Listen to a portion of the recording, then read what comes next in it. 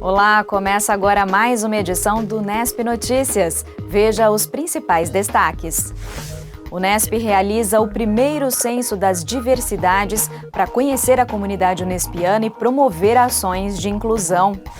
33ª edição do SIC, o Congresso de Iniciação Científica da Unesp, começa neste mês e será realizada de forma remota.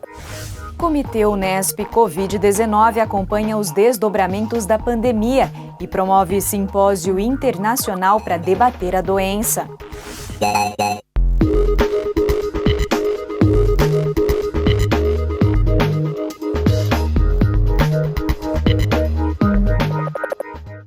A Unesp apresentou recentemente os resultados do primeiro censo sobre as diversidades realizado na instituição. O levantamento tem o objetivo de conhecer a comunidade unespiana e, a partir dos dados, refletir sobre eles e propor políticas institucionais voltadas à inclusão. O repórter Júlio Penariol conversou com alguns integrantes que compõem a comunidade da Unesp e que hoje fazem parte de grupos minoritários, para entender um pouco sobre o que eles pensam da própria universidade e também como a inclusão pode ser mais bem planejada. Daqui de casa, graças ao mundo virtual, eu pude conversar com esses personagens e conhecer histórias incríveis que eu apresento a partir de agora. Para começar, a gente vai ver a trajetória da Carolina, aluna do curso de medicina lá em Botucatu. Negra, antes de correr atrás do sonho de ser médica, ela fez faculdade particular de engenharia com bolsa de 100% e até trabalhou na área. Hoje ela representa uma minoria dentro da Unesp, ambiente em que ainda 3 em cada 4 alunos da graduação são brancos, de acordo com o censo. Meu nome é Carolina, eu tenho 25 anos, vim de São Paulo, capital, e eu estou no primeiro ano e primeiro semestre, da faculdade de medicina. Minha trajetória para a medicina é um pouco longa, porque eu não achei que eu ia conseguir passar direto do ensino médio, que é um curso muito difícil, é um curso muito concorrido, que todo mundo sempre fala que demora muitos anos para você entrar. Então, eu desisti antes de tentar e fui fazer um outro curso com bolsa, aí sim, de 100%, e acabei me formando nesse outro curso. Eu tenho formação em engenharia civil. Depois que eu finalizei o curso, que eu já estava trabalhando há muito tempo no mercado de trabalho, que também não era na área de civil, eu trabalhava no setor financeiro, trabalhava em banco, eu percebi que eu estava muito infeliz. Eu falei, não, eu realmente preciso ir atrás do que eu quero, antes que a coragem passe, seja tarde demais, antes que realmente a vida aconteça e eu não consiga mais correr atrás desse sonho. Então, deu a pandemia, cursinho presencial não tinha mais a opção, eu resolvi fechar um cursinho online e estudei, fiz esse meio termo aí de trabalhar para conseguir juntar uma grana, fazer um pezinho de meia e estudar ali no cursinho online. A minha percepção da faculdade pública, primeiro, era de que o ensino seria melhor, mas eu já tinha a impressão de que o número de negros seria reduzido, porque o vestibular, ele não é nada igualitário nesse sentido, ele é completamente discriminatório, e eu só fui notar isso quando eu entrei no cursinho. Então, a minha primeira graduação, eu não tinha feito o cursinho preparatório, e como eu peguei por bolsa, foi um vestibular apartado, né? Então, eu nunca tinha prestado um vestibular concorrido de fato, fazer um Enem, fazer uma FUVEST, uma Unesp. E quando eu comecei um cursinho de fato, e comecei a prestar essas provas, foi que eu percebi o quão discriminatório é, porque o que eu aprendi no ensino médio jamais me prepararia para um vestibular daquele. E me impressionou depois que eu entrei que, ok, não é um número que eu esperava, realmente eu esperava encontrar mais pessoas. Eu sei que os vestibulares hoje em dia estão tentando equalizar esse número, mas o que mais me deixou assim feliz foi o posicionamento da galera. Então, ver que tem grupos de negritude dentro das universidades que estão muito engajados em colocar mais gente negra para dentro, mais gente gay para dentro, mais gente trans para dentro. E isso aí sim é uma coisa que me dá muita energia, saber que eu consegui chegar aqui e eu posso facilitar, através de, óbvio, muita luta e muita briga, mas eu posso facilitar esse caminho para caminhando depois uma outra pessoa negra possa ocupar esse lugar também. Então, eu pensar que alguma criança negra pode olhar para mim, primeiro por ser negra, segundo por ser mulher, e pensar, poxa, eu realmente posso fazer isso se eu quiser. Eu posso ser uma médica se eu quiser. Isso para mim já é um papel grandioso. Nosso segundo personagem também é lá da medicina de Botucatu. Leonardo, que é um dos 26 homens trans que fazem graduação na Unesp e que usam o nome social, segundo o censo, conta como foi o belo acolhimento que ele recebeu quando chegou na universidade. Eu sou o Leonardo, eu sou aluno da medicina da Unesp, né, do campus de Botucatu, eu tenho 23 anos e moro em São José do Rio Preto, mas agora estou residindo em Botucatu, né, para estudar. Eu sou um homem trans e quando eu passei, eu não tinha dado início à minha transição ainda. O que eu sentia antes era muito medo, na verdade, porque não era algo que eu tinha exposto para a sociedade ainda, não era algo público, então eu tinha muito receio de me apresentar enquanto trans e de todo o processo da faculdade, né? Acho que todo mundo tem esse medo inicial de como que vai ser, como que é o primeiro ano, como que você vai ser recebido lá, se vai ter trote, então eu tinha muito receio, mas a minha recepção foi muito boa. Eu lembro que a primeira vez que eu postei, assim, na rede social foi quando justamente eu passei, e aí o grupo da medicina, a gente cria um grupo no Facebook para acolher os novos alunos, os calouros, etc. E aí, no meu texto de apresentação, eu coloquei que era trans, que estava dando início no processo da transição, da harmonização, bem naquele comecinho, e a partir dali todo mundo já me acolheu muito bem, as pessoas que leram, né, que não é todo mundo que faz parte do grupo, mas as pessoas que leram, os veteranos que leram, já começaram a me tratar no masculino, já respeitar a minha identidade de gênero naquele momento. Então, quando eu consegui, de fato, me apresentar como Leonardo, eu fiz essa solicitação para a Unesp, e foi bem tranquilo, assim, burocraticamente eles só me pediram para preencher um documento ou outro, mas sempre respeitando a minha identidade de gênero, então eu acredito que eu fui surpreendido bem positivamente nesses aspectos. Eu acredito que é fundamental a gente ocupar esses espaços, né? Quando eu fui aprovado, lógico que foi sensacional para mim, é o curso dos meus sonhos, mas ter essa oportunidade de estar lá dentro e ter esse reconhecimento como aluno trans lá dentro também, saber que existem pessoas trans, e a partir disso eu pude conhecer outros profissionais trans também, não dentro da Unesp, mas atuando na área da saúde também, em outras faculdades. Então, eu acho que isso foi, assim, eu acho que é muito importante, na verdade. Eu acho que é só a partir do reconhecimento desses alunos, enxergar que eles estão dentro da instituição, que a gente consegue trazer mudanças. Então, se você tem esses dados realmente concretos, a gente tem alunos trans, a gente tem alunos de todas as sexualidades possíveis, de todas as identidades de gêneros possíveis, se a gente tem isso realmente registrado, a gente consegue aplicar políticas para abraçar esses alunos, né? Políticas mais inclusivas, por exemplo, um formulário de inscrição para algum evento, alguma coisa que tenha um espaço para preencher o nome social, porque a gente já reconheceu que esses alunos estão dentro da instituição, então a gente coloca espaço e enxerga eles lá a partir desses documentos ou qualquer outro tipo de política. Então, eu acho o censo fundamental. A história da dona Niomar também é inspiradora. Aos 66 anos e mesmo com carreira consolidada na área da educação, foi em busca do mestrado na Unesp aqui em Bauru. E se o censo mostra que apenas 0,13% de todos os pós-graduandos da Unesp são mulheres com mais de 60 anos, ela deixa um lindo recado para incentivar outras pessoas a trilharem o mesmo caminho que ela.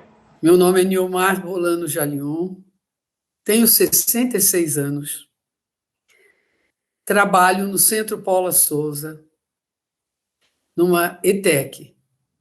Sou coordenadora na área de gestão em administração de ETINS, que são os integrados em ensino médio e curso profissionalizante. Sempre sonhei, sempre quis fazer um mestrado, doutorado, sempre, a minha vida inteira. Mas quando o Centro Paula Souza fez um convênio com a Unesp, e pediu para que a gente escrevesse, para passar por uma banca, tanto do centro quanto da Unesp e tal. Eu não queria fazer, mas uma amiga minha, a Ana, virou e falou assim para mim, não é seu sonho? Faz? Falei, menina, que isso? Tem que pegar gente mais nova. Eu já passei dos 60, ainda eu brinquei, né?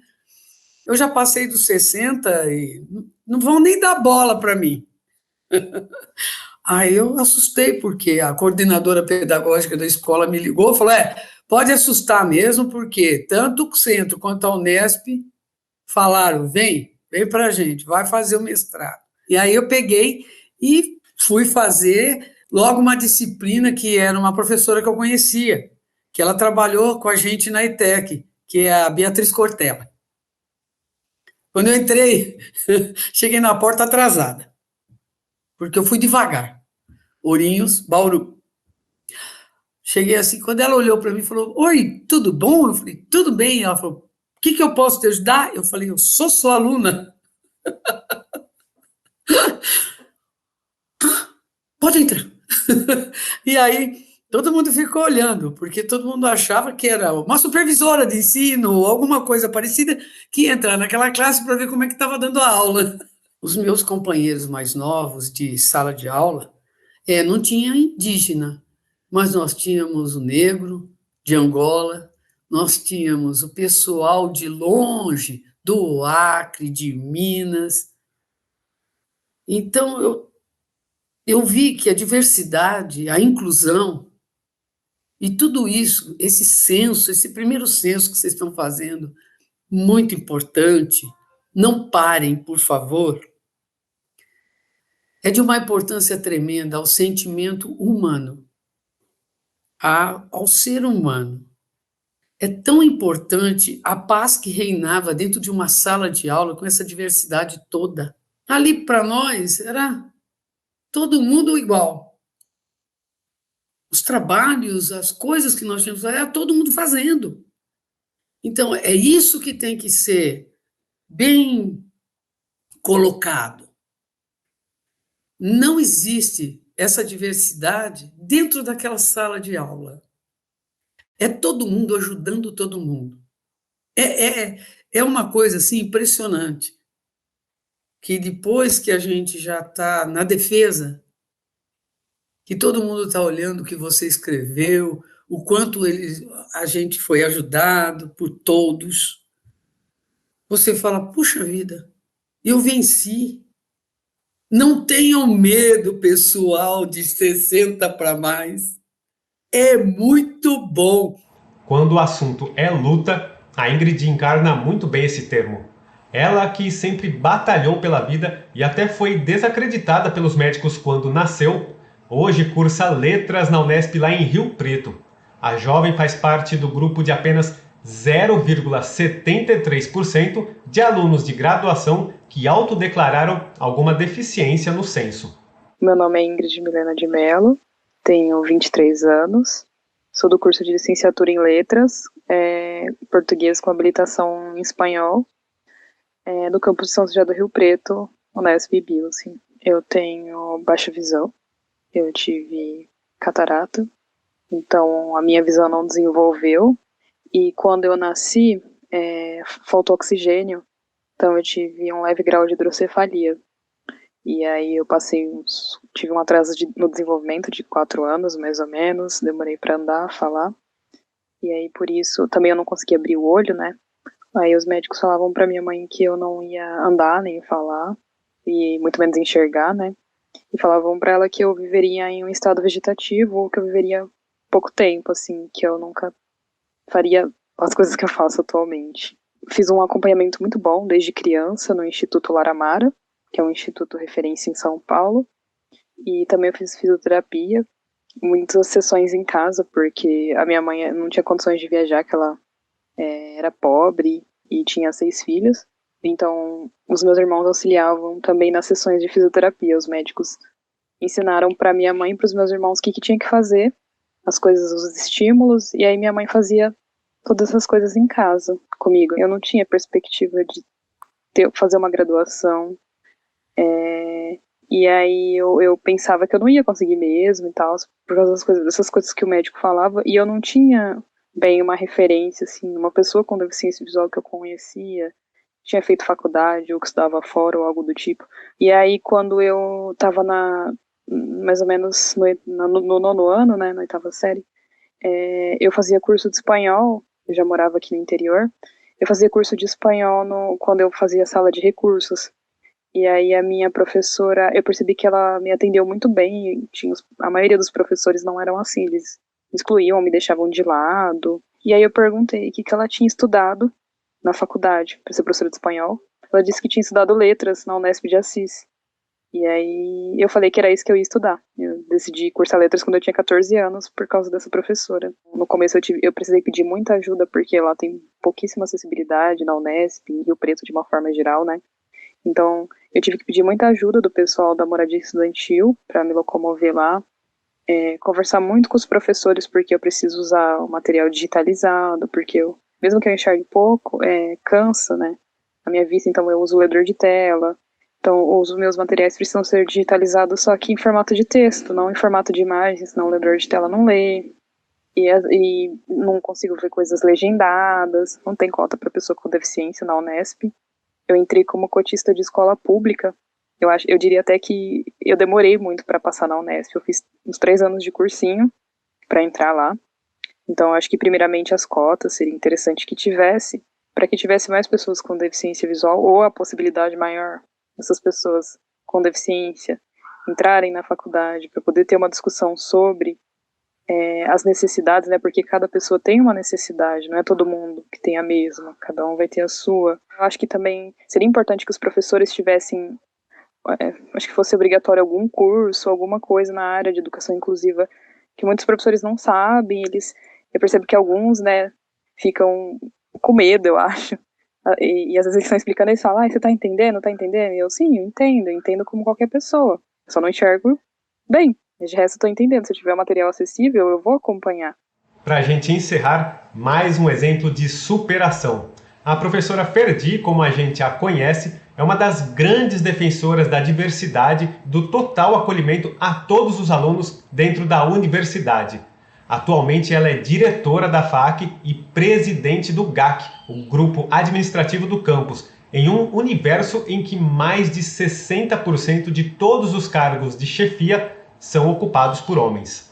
Meu nome é Fernanda Henrique, sou professora do curso de Design e atual diretora da Faculdade de Arquitetura, Artes, Comunicação e Design da Unesp de Bauru. Como docente, eu tenho bastante colega, convivo com muitas mulheres, né, no ambiente, tem bastante professora mulher, mas como gestora, como diretora, eu encontro poucas colegas mulheres nos ambientes que eu frequento, né?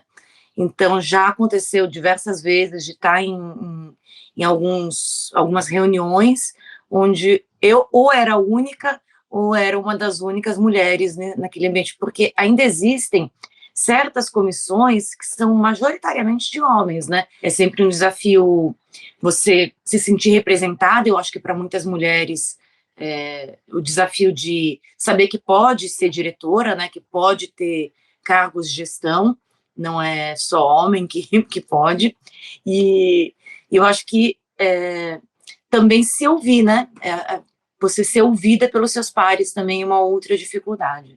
A universidade reflete a sociedade, ela é parte da sociedade, ela é feita por pessoas, né, então ela é parte da sociedade, ela ainda tem uma situação um pouquinho melhor, porque a gente pode conversar, a gente pode discutir, a gente pode problematizar. As problematizações são válidas, né, dentro desse ambiente, porque elas decorrem de pesquisas, elas decorrem de estudos, então as problematizações, elas são ouvidas dentro da universidade. Eu acho que ela é um reflexo, mas é um reflexo um pouco melhorado da sociedade. Eu sei que em outros ambientes corporativos a situação é ainda pior do que a gente tem dentro da academia. Eu duvido que tenha alguma mulher que não tenha sofrido um machismo, duvido. Se disser que não sofreu é porque não percebeu, é porque talvez não estivesse atenta. A mesma coisa em assédio, eu duvido que tenha alguma mulher que não tenha sofrido algum tipo de assédio na vida.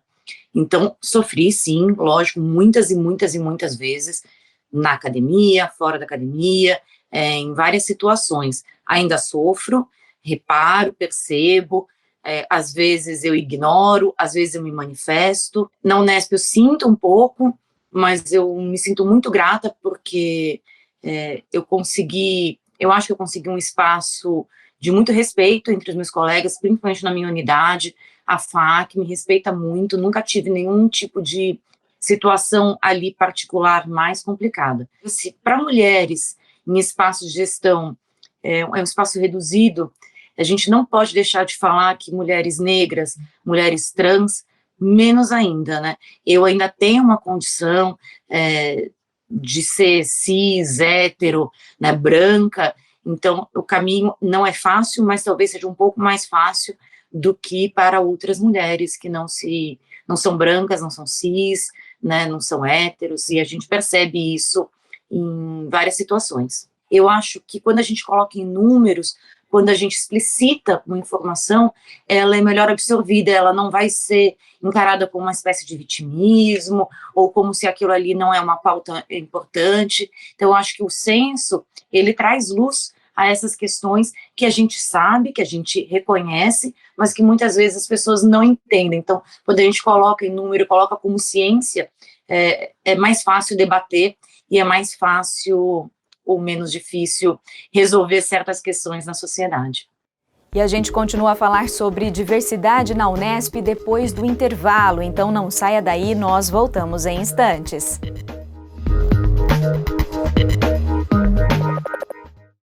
Estamos de volta para saber mais sobre o Censo das Diversidades da Unesp. O repórter Júlio Penariol conversou com a professora Ana Maria Klein, uma das coordenadoras da pesquisa. Ela explica como foi a metodologia utilizada, os objetivos desse estudo e como a Unesp pode trabalhar com os dados levantados a partir de agora.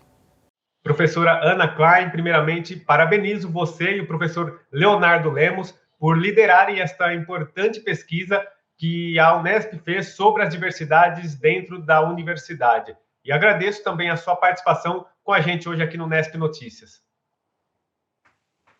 Júlio, muito obrigada por essa possibilidade de a gente estar falando sobre esse trabalho do censo, né? Agradeço a todos, cumprimento a todas, todos e todes que estão nos assistindo, né? E é importante mesmo você abrir esse espaço. Muito obrigada. Para a gente começar, professora, então fala um pouquinho qual foi a metodologia que vocês utilizaram para fazer este levantamento e também quais foram os desafios, né, para conseguir obter esses dados. Então, Júlio, a gente partiu dos dados que a universidade já tinha. A gente não criou nenhum instrumento específico. Então, qual foi o caminho que nós percorremos? Nós encaminhamos solicitações para as pró-reitorias e para a COP. E essa base do levantamento dos dados, ela foi feita a partir das perguntas que a Unesp já responde para o Censo da Educação Superior, que é realizado pelo INEP, né? Aí, mais especificamente, no caso da graduação. No caso das outras pró-reitorias, nós levantamos os dados disponíveis, né? Algumas perguntas que nós enviamos não foram respondidas, porque não existem dados a respeito, e isso também é importante para a gente, né? Porque a gente consegue mapear onde estão as lacunas, né? Queria destacar aqui que esse processo todo, né, ele contou com essa colaboração, tanto da COP quanto das pró-reitorias. Isso foi importante, porque as solicitações foram atendidas assim com presteza, com agilidade, e esse é um aspecto bastante significativo e positivo, porque é um trabalho que tem que ser coletivo mesmo, né? A gente precisa da colaboração e da participação de todo mundo, né? Claro que a gente enfrentou alguns desafios, né?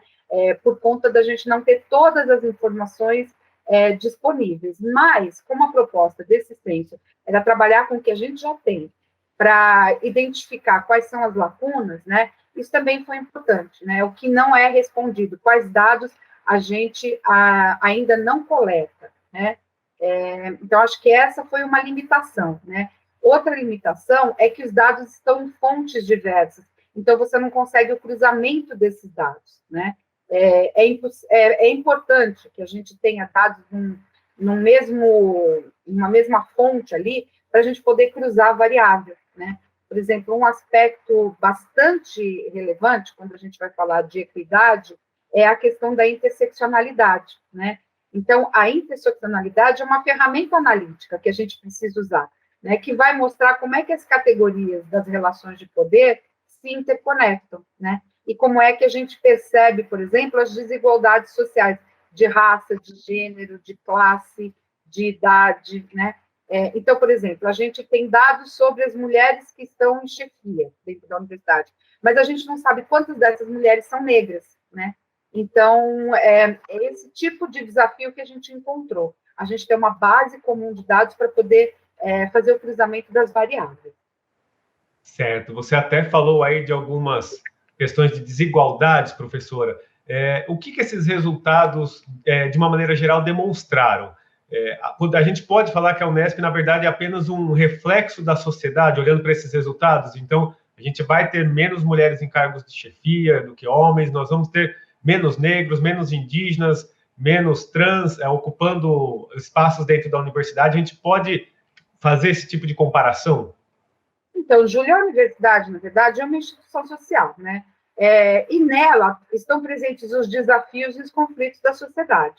O importante é a gente diagnosticar essas situações de desigualdade, e aí o grande mérito desse censo é enxergar essa diversidade, né? Então, a gente precisa identificar essas situações de desigualdade para poder discutir política inclusiva, né? Então, primeiro a gente precisa enxergar para depois a gente poder reparar, né? E esse primeiro censo das diversidades, ele possibilita esse olhar, a gente se olhar, nós nos olharmos, né? Para a gente reconhecer onde é que estão esses desafios aí, para poder pensar quais seriam as políticas mais adequadas para conseguir situações de mais equidade, né? A gente precisa de equidade dentro da universidade. Professora, a gente acabou de exibir aqui no Unesp Notícias um conteúdo, né, com entrevistas com algumas pessoas que representam algumas dessas categorias, né, uma aluna negra, um aluno trans, enfim. E eu que produzi esse material tive dificuldade, por exemplo, para achar um indígena dentro da universidade.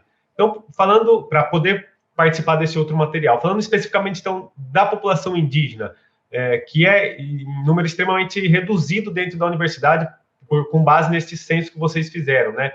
0,1% entre os servidores, 0,08% e 0,05% entre docentes, homens e mulheres, enfim, é um público ainda muito reduzido. Entre os alunos também, 0,08%.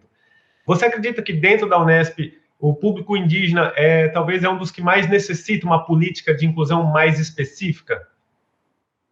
Então, Júlia, aí tem dois pontos que eu quero destacar. O primeiro, que é extremamente relevante, é que quando a gente olha para esse segmento formado pelos funcionários técnico-administrativos e funcionários docentes, a gente tem cerca de 1/3 das pessoas que não autodeclararam a questão da cor, né?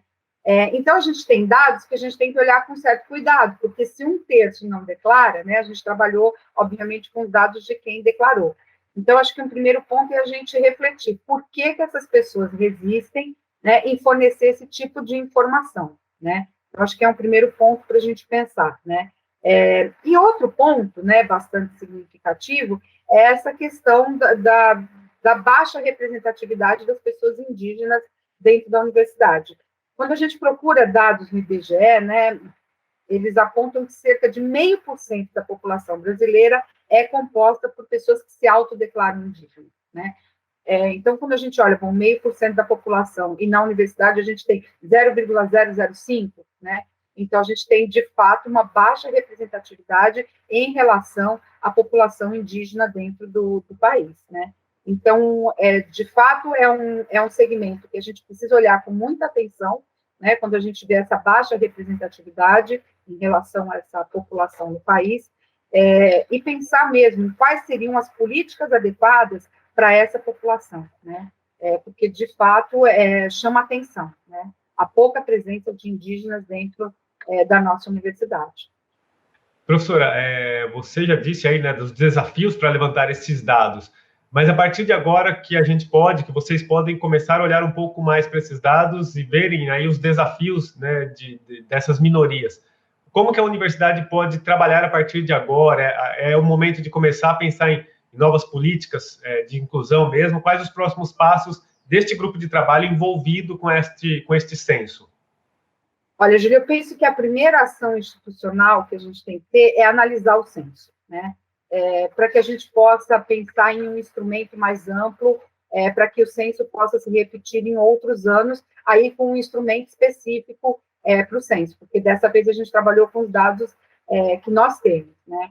Acho que outras ações importantes é a partir destes dados, né, que cada grupo, cada comissão, cada segmento, né, analise essa situação que o censo revela, né, a fim de que a gente consiga pensar políticas inclusivas, né, seja lá voltado para quais grupos aparecem aí. Então, por exemplo, quais políticas inclusivas a gente pode pensar para as pessoas com deficiência, né? Então, vamos compor um grupo de trabalho para trabalhar com a questão de equidade de gênero, né? Por exemplo, pensar especificamente na condição das mulheres dentro da universidade, pensar em políticas de inclusão para o grupo PPI, a gente estava falando dos indígenas, né? Então, os pretos, pardos, indígenas, quais são as políticas? Então, acho que é um trabalho agora da gente começar a olhar para esses dados, discutir, né? Tanto para a gente pensar num instrumento para os próximos anos, né? Que seja mais amplo e voltado especificamente para o levantamento da diversidade, quanto para a gente começar a discutir quais serão as políticas a serem implementadas. Então, o censo tem, acho que, esse papel, né, de diagnóstico e também de avaliação do que está sendo feito, né. Acho que outro ponto importante é que a gente está discutindo o PDI agora, né, e o PDI, de alguma forma, né, tem que trazer o censo ali como uma meta ou uma ação, né, para que esse censo se repita sempre. Então, é importante que ele faça parte do PDI. Da mesma forma que os dados do censo também podem contribuir para elaborar as metas do PDI, né? Então, tem que ter um diálogo aí. Acho que é um momento bastante feliz, assim, a gente ter esse censo quando está sendo discutido o PDI da universidade, né? Então, pela sua fala, professora, a gente imagina que o censo, ele deve ser realizar o censo deve ser uma política mesmo da universidade, até de repeti-lo, então, nos próximos anos. Você acredita que é possível a gente continuar tendo esse tipo de censo e, se for ter, né, outros, o que dá para melhorar, né? A gente viu a questão de gênero ali, que só tem as duas opções, né? O masculino e o feminino, o tradicional, não inclui também a identidade não binária. É um ponto que poderia se avançar nesse sentido? Então, com certeza, o censo tem esse papel mesmo, né? Ele traz um diagnóstico e ele também é um instrumento de avaliação e para a gente acompanhar o que está sendo realizado, né? Como você mesmo colocou, tem alguns pontos que precisam ser revistos. Então, por exemplo, a questão de gênero, ele está numa categoria binária, né? Por quê? Porque os dados que a universidade dispõe estão coletados dessa maneira, né? Isso não dá conta da diversidade humana. Então, esse é o momento da gente olhar para o que é necessário, né? Quando a gente vai falar de diversidade na Unesp, o que a gente precisa saber, né? Então, tem algumas lacunas que não foram preenchidas lá pelo censo, porque não existem dados ainda. Tem essa questão das variáveis, que elas têm que ser o mais amplas possíveis, de forma a representar as diversidades humanas, né? Então, esse próximo passo que a gente vai ter é conversar com diferentes grupos que representam as diversidades dentro da Unesp, para poder pensar um instrumento de coleta de dados, né? Então, essa foi uma primeira coleta, para a gente ver do que a gente dispõe, e ter um ponto de partida, né, para a gente poder propor algo para os outros anos. Mas é um instrumento imprescindível, né, para a gente saber como é a nossa universidade, o que acontece, e também acompanhar as políticas que vão ser lançadas aí em relação à inclusão e às diversidades. Então, é muito importante mesmo. E esse aprimoramento que você colocou, né? Legal, professora. Muito obrigado mais uma vez pelos seus esclarecimentos aqui com a gente hoje, viu? Júlio, eu que agradeço, né? Agradeço a oportunidade, agradeço a todos e todos que estão assistindo, e estou à disposição. Obrigada mesmo. E se você quiser ter acesso ao relatório completo do Censo das Diversidades realizado pela Unesp, ele pode ser baixado no link que aparece aqui na tela. E a seguir, os detalhes de 2 eventos importantes que vão ser realizados na Unesp agora em outubro. Continue ligado, nós voltamos em instantes.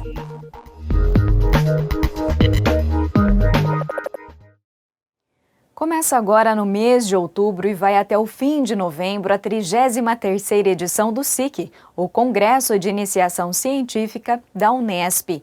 Esse é um evento tradicional no calendário da universidade e neste ano é realizado pela 2ª vez de forma totalmente remota. O pró-reitor de pesquisa, o professor Edson Cocchieri Botelho, traz mais detalhes sobre a importância desse evento para os alunos de graduação. Neste ano, nós teremos, como todos sabem, a nossa 33ª edição de nosso Congresso de Iniciação Científica, o SIC, aqui da Unesp. Trata-se de um evento dos eventos mais tradicionais aqui da nossa Pró-Reitoria de Pesquisa, envolvendo os nossos alunos de científica, né, que fazem parte, né, do nosso hall de alunos bolsistas, né, e não bolsistas, que desenvolvem os trabalhos de científica. Esse congresso, ele faz parte de nossas ações envolvendo a formação de todos os alunos de científica, objetivando, né, principalmente, consolidar ainda mais os ganhos que esses alunos acabam tendo aqui na nossa universidade, no que diz respeito à sua formação científica.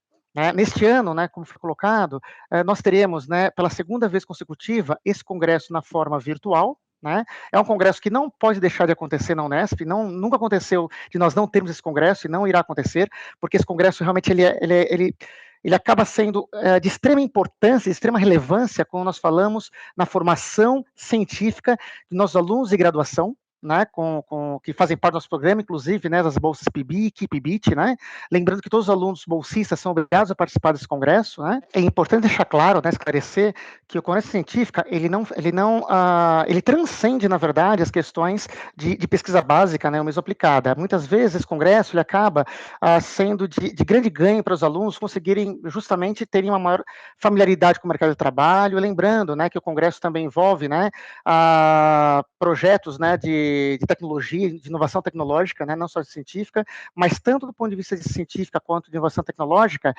essas ações, né, que são feitas na nossa universidade com bolsas e também no nosso congresso, acabam sendo muito atraentes para o mercado. Tá? Então, isso acaba consolidando ainda mais a formação de nossos alunos nas mais diferentes áreas do conhecimento. Como em todos os anos, o SIC vai ser realizado em 2 fases, uma local e outra geral. Mas esta edição também traz novidades. Pela primeira vez, o congresso será temático. Agenda 2030 e as perspectivas da iniciação científica na Unesp. Quem explica para a gente sobre essa decisão é o assessor da Pró-Reitoria de Pesquisa, o professor Reginaldo Barbosa. A questão do tema, na verdade, é uma necessidade, né, que as instituições de ensino superior e de pesquisa têm de responder a um chamado da ONU, né, que são exatamente os 17 Objetivos de Desenvolvimento Sustentável. Esses objetivos, além de amplos, eles são interconectados, né? E por quê? Né? Porque o chamado, né, e o estabelecimento desses objetivos é uma forma que a gente tem de estabelecer ações, né, que propunha resoluções aos problemas não só desses séculos, mas que a gente já vem herdando, né, através, né, do desenvolvimento, né, do homem na Terra. Então, trabalha o viés social, o viés econômico e o viés ambiental. O SIC, né, curiosamente, nós estamos na 33ª e nós nunca havíamos nos preocupado em estabelecer um eixo temático para o Congresso de Iniciação Científica. É sempre assim, 30º, 31º, 32º, 33º, e numa reunião de comissão organizadora, desde já agradecer a todos os colegas professores das outras unidades, presidentes de CPPs, a equipe aqui da PROP, né, que está nessa comissão trabalhando muito, nós pensamos um pouco, era mais do que oportuno, né, estabelecer esse eixo temático. E esse eixo temático, de certa forma, vai balizar, né, fica a critério na primeira fase, né, para cada unidade, mas pode balizar as discussões, as apresentações, as palestras, oficinas que, porventura, essas unidades optem por fazer. Na segunda fase, certamente ela vai nortear toda a apresentação, palestra de abertura, provavelmente oficinas que a gente está fechando a grade, né, na próxima semana. O nosso congresso, ele está estruturado em 2 fases. Nós chamamos a primeira fase, ou SIC local, né, que ocorre no âmbito da unidade, é de responsabilidade das CPPs, como eu comentei ainda há pouco. E a segunda fase, ela é de responsabilidade da Pró-Reitoria de Pesquisa. O que difere essas 2 fases, basicamente? Nós temos aí um universo muito grande de trabalhos, né? Então, nessa primeira fase, os melhores trabalhos são apresentados e, através de critérios definidos por cada CPP, elege ali, né, ou elenca os melhores trabalhos no entendimento ali daquela unidade. E esses melhores trabalhos são encaminhados para a segunda fase, que no caso é de responsabilidade da Pró-Reitoria de Pesquisa. Esse ano, A exemplo do ano passado, teremos aí um total de 250 trabalhos elegíveis para serem apresentados, né, na segunda fase. Tem alguma diferença em relação ao ano passado? Praticamente nenhuma, com exceção de estamos utilizando uma plataforma virtual e esse ano, por solicitação das CPPs, definidos em organizações que a própria fez com os presentes CPPs, eles queriam uma autonomia, né, nesse modo digital. Então, a gente precisou fazer um pouquinho mais de esforço para estar contratando uma plataforma que pudesse atender. Então, nesse caso, a primeira fase vai estar acontecendo nas unidades, né, e elas têm autonomia de estar definindo essa data que mais lhe convém para realizar, né, o evento. A segunda fase, né, já está fechada, vai acontecer nos dias 29 e 30 de novembro de 2021, ou seja, esse evento que contempla aí os 250 trabalhos que foram encaminhados por cada CPP. O professor Reginaldo ainda destacou mudanças na premiação dos melhores trabalhos nesta edição do SIC. A premiação é sempre um momento muito mágico, muito lúdico no final do evento, né? A gente que vem tendo oportunidade de fazer o evento presencial, né, e quem está nos ouvindo, o colega professor, o colega estudante, sabe que esse é um momento muito vibrante. E na hora que você vem para a plataforma virtual, né, isso ficou um pouco distante, né? A gente está planejado, né, para essa edição, a gente está fazendo essa transmissão e, se possível, fazer uma transmissão ao vivo com a premiação. Tá? Esse ano, eu não vou dizer que está inovando, mas a gente está trazendo aí, né, para as primeiras colocações dentro de cada unidade por área de conhecimento. O primeiro lugar ele já ganha, ele já tem direito a uma bolsa de iniciação científica, né? Naturalmente ele vai precisar entrar no sistema, protocolar, buscar o orientador, cumprir, né, o ritual que pede o edital. Mas o primeiro lugar em si, ele já vai ter direito a essa bolsa em cada unidade, né? Você vindo para a segunda fase, nós vamos fazer esse ano a premiação por área do conhecimento. Tá? Até o ano passado, trabalhava-se com as 3 grandes áreas do conhecimento, né? E houve um entendimento, uma discussão com apoio, né, da comissão organizadora, né, e a gente verificou que poderíamos fazer a premiação por área do conhecimento. Nesse caso, nós saímos de 3 para 8, tá certo? De 3 áreas para 8 áreas. Então, você vai ter lá nas Ciências da Vida, premiação primeiro, segundo e terceiro lugar para Ciências da Saúde, idem para ciências agrárias e assim, né, sucessivamente, tá? Na segunda fase, temos uma premiação em dinheiro, né, tomamos todo o cuidado do que isso significava, né, fazer uma premiação em dinheiro, porque os alunos em si não estão buscando o recurso, o dinheiro, mas o reconhecimento. Mas a gente olha, o próprio CNPq, quando faz uma premiação, ele dá em dinheiro. E a gente conversou bastante, não é muito, mas eu acredito que motiva, né, a participação do nosso aluno.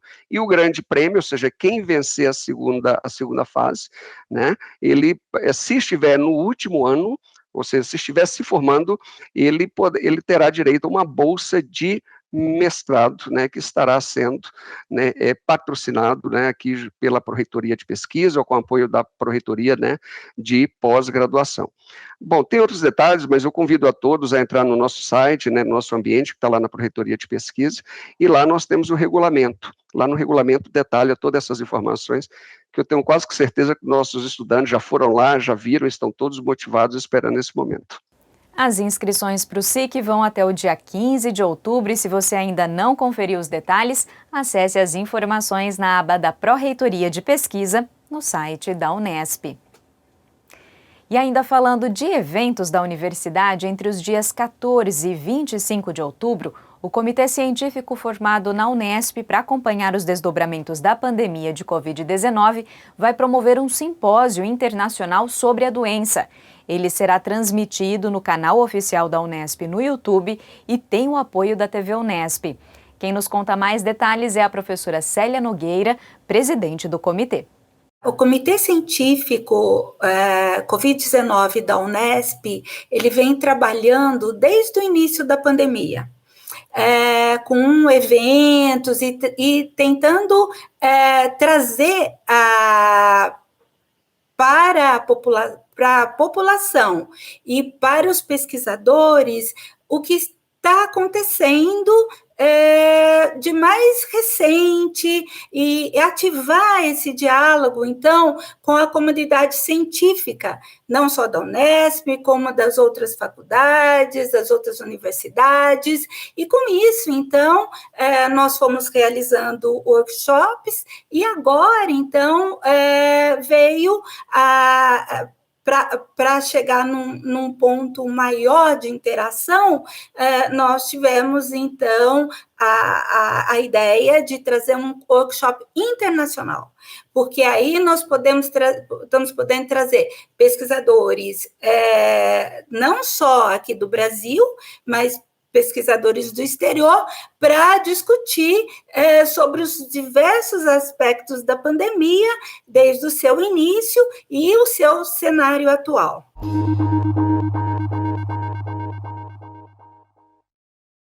Esse simpósio, ele se inicia agora, dia 14 de outubro, e termina dia 25 de outubro. Serão 7 dias com 8 mesas redondas, com os seguintes temas: uma palestra inicial das variantes da vacina, uma imagem da pandemia, com o professor Dr. Maurício Nogueira, da Faculdade de Medicina de São José do Rio Preto. E depois teremos mesas redondas muito interessantes. No dia 15, a do hospedeiro e patógeno e resposta imune, onde teremos um convidado internacional nessa mesa redonda. Depois nós teremos, no dia 16, a evolução molecular das variantes do SARS-CoV-2, aliás, é no dia 18 essa, de manhã, e à tarde, a modelagem matemática e estatística e Covid-19. Depois nós teremos uma sobre estudos clínicos em Covid-19, onde nós focaremos nos principais estudos existentes no momento aqui no Brasil, também no exterior, né? Depois, o impacto da comunidade da Covid-19 nas comunidades, dando um enfoque, né, de como as comunidades estão enfrentando essa pandemia, e nesse também nós temos um palestrante internacional.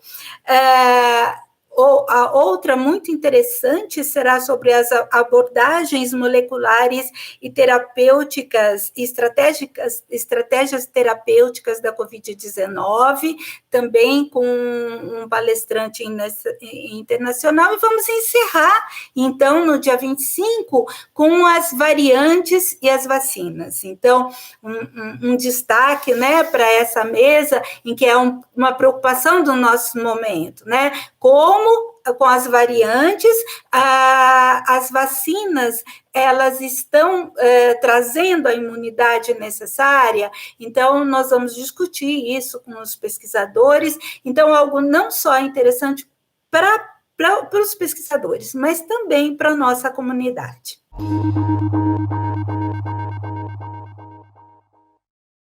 Esse evento, ele está disponibilizado para vários programas de pós-graduação da Unesp.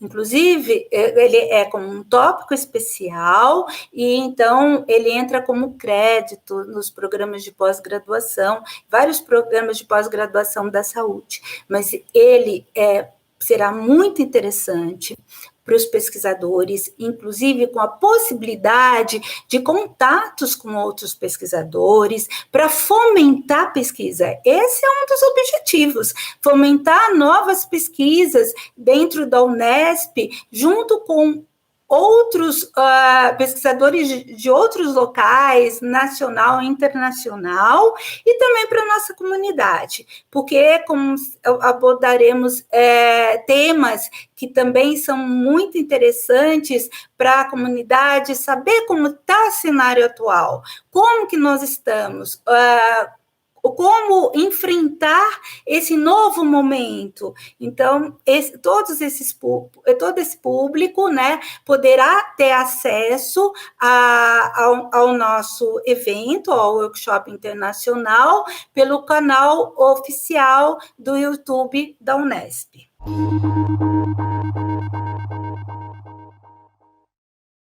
A Unesp, ela teve uma participação muito importante, os pesquisadores da Unesp, em relação à Covid.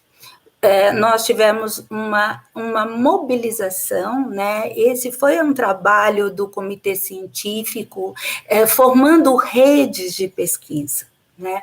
E essas redes de pesquisa, elas estão disponibilizadas na página da PROP, e dessa forma, rapidamente, vários pesquisadores, eles voltaram, então, suas pesquisas para a Covid, vendo a necessidade, né, de, dentro do que eles faziam, poder colocar como foco a Covid. E a Unesp respondeu isso de uma maneira muito rápida, e formando essas redes de pesquisa, e nesse momento, então, o comitê científico, com esse workshop, propicia, então, aos nossos pesquisadores um novo formato para entrar em contato rapidamente com outros pesquisadores, para estar nesse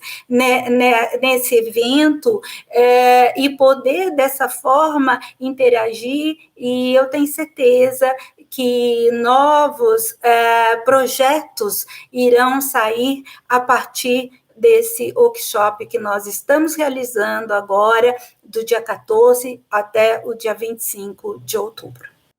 Ao longo desta semana está sendo realizada a 4ª edição do Filma Bauru. Esse é um festival de cinema que reúne exibições de curtas, videoclipes e videoartes produzidos por artistas do interior do estado e também do litoral. Ele conta ainda com mesas redondas e oficinas, tudo feito de forma online. E olha, já teve participação da Unesp no evento, uma oficina realizada por meio do edital de Produção e Difusão Artístico-Cultural da Unesp. Alunos da universidade orientaram estudantes do ensino médio na produção de conteúdos audiovisuais. E o resultado foram 3 produções interessantes: um curta, um documentário e uma animação. A parceria que o festival e a Unesp estabeleceram por meio do edital PROEX de Produção e Difusão Artístico-Cultural foi muito importante, porque permitiu com que os estudantes de graduação fizessem uma ponte entre os estudantes de ensino médio bauruenses e a Unesp Bauru. A aproximação possibilitou com que os estudantes de graduação da FAC, dos cursos de Rádio, TV e Internet, Jornalismo e Design, aplicassem na prática os conhecimentos que obtiveram tanto no ensino em sala de aula quanto na pesquisa acadêmica. A extensão universitária ocorre na construção conjunta de um projeto pela universidade junto com a comunidade, num processo de troca de experiências. Assim, foram oferecidos 3 cursos gratuitos online que cobriram oficinas de ficção, animação e documentário. E os curtas-metragens resultantes, desenvolvidos de maneira colaborativa pelos participantes dessas oficinas, serão exibidos no encerramento do Filma Bauru, no sábado, dia 9 de outubro, a partir das 19 horas. E nessa transmissão também teremos a premiação da mostra competitiva. Olá, tudo bem? Meu nome é Renan Magalhães Almeida e eu sou aluno do curso de Rádio e TV, na Unesp de Bauru. E eu fui um dos orientadores na oficina de animação, junto com o Eric. Nós separamos a aula em dois momentos, né? Mostrando uma parte teórica sobre, desde da história da animação até alguns princípios, né? Que a gente precisou ensinar para nossos alunos. E uma outra parte que a gente abria para discussão, mostrava alguns exemplos e tentava demonstrar como que aquilo que a gente passou para eles era feito na vida real e como identificar algumas técnicas assim em algumas produções. A parte prática foi um certo desafio, porque a animação requer alguns equipamentos, uso de algumas tecnologias e nós estávamos um pouco receosos quanto à questão da pluralidade dos alunos, né? Porque por serem alunos da rede pública, nós não sabíamos qual era a realidade deles, quais equipamentos eles teriam à disposição, então nós tentamos trabalhar com o que eles tinham mesmo. Inicialmente a ideia era tipo fazer alguns desenhos em folha sulfite e fotografar, mas alguns alunos tentaram fazer pelo celular as animações, gravaram com o que eles tinham mesmo. Daí, no caso, a gente sempre tinha uma atividade no segundo período da aula, trabalhando os conceitos que a gente ensinou, e a gente deixava uma atividade para casa, que era para eles trazerem na aula seguinte. Foi algo desafiador, mas foi muito bom ao mesmo tempo. Tanto eu quanto o Eric, que foi o meu parceiro nas oficinas, nós nunca havíamos dado aula, ainda mais em esquema por EAD, então foi um pouco desafiador. A gente sempre tentava trabalhar de uma maneira que os alunos não se cansassem e deixar eles motivados com as atividades, mas também foi um pouco complicado porque nós começamos com um número X de alunos e foi diminuindo cada vez mais, só que também foi muito legal de ver que o pessoal que continuou lá estava muito na garra, estava na vontade de produzir mesmo, e para mim isso foi muito legal. Nós decidimos tudo juntos, assim, teve muito essa parceria de professor e aluno. A gente tentou abrir ao máximo esse espaço para os alunos da oficina falarem como eles queriam fazer, né? Porque nós queremos deixar eles muito à vontade, porque nós sabemos, falo até como estudante, como é complicado você se manter motivado tendo aula online, né? Às vezes essa falta desse contato assim com o professor, com os colegas, presencial, faz muita falta. Então nós tentamos ter um diálogo e um debate muito aberto com os alunos para justamente ter esse ambiente melhor, né? Para conseguirmos trabalhar. E foi muito legal. Eu fiquei bem contente assim. Nós decidimos juntos a história, o roteiro, definimos com qual parte cada aluno ia trabalhar, e foi muito legal. No fim, as alunas deram um show, elas fizeram uma animação incrível, e eu fiquei muito contente com o resultado, e também fiquei muito feliz com a oportunidade. A experiência de fazer a oficina é algo foi muito incrível, muito gratificante e inspirador, de verdade. Eu vou levar pra vida, porque a gente fez um processo dinâmico de aprender e depois construir isso, colocar a mão na massa, sabe? E eu recomendo até, se tiver as próximas, você poder participar, porque é algo maravilhoso. As aulas, elas consistiram nisso, é um esquema dinâmico. A gente aprendia e depois colocava em prática, era aberto à discussão, a gente estava ativo no projeto. A gente construiu um filme que pode ser tratado como uma jornada épica de um personagem como a gente, e que explora essa questão que fez todo o fechamento do nosso, todo o princípio da nossa oficina, que é a capacidade que você tem de utilizar a criatividade da sua mente. Então, conta uma história desse protagonista, que ele vai estar dentro de uma vida normal, mas ele vai explorar toda essa capacidade, essa criatividade, a fantasia que a gente pode ter no nosso próprio mundo, e como isso é basicamente o poder da animação, né? De você trazer todo o que está dentro da nossa mente para algo físico, algo que as outras pessoas podem ver, podem sentir, pode ficar muito feliz ao ver. Então agora eu convido você e quem mais você quiser chamar para assistir essa animação no dia 9, às 19 horas, no canal do Filma Bauru, no YouTube. Vai lá, pega uma pipoca e vamos ver todo esse processo incrível que a gente construiu no Filma Bauru. Até lá! Um beijo! O Unesp Notícias fica por aqui, a gente volta a se encontrar na semana que vem. Fique por dentro das novidades da nossa programação, também pelo nosso canal no YouTube. A gente se vê. Tchau!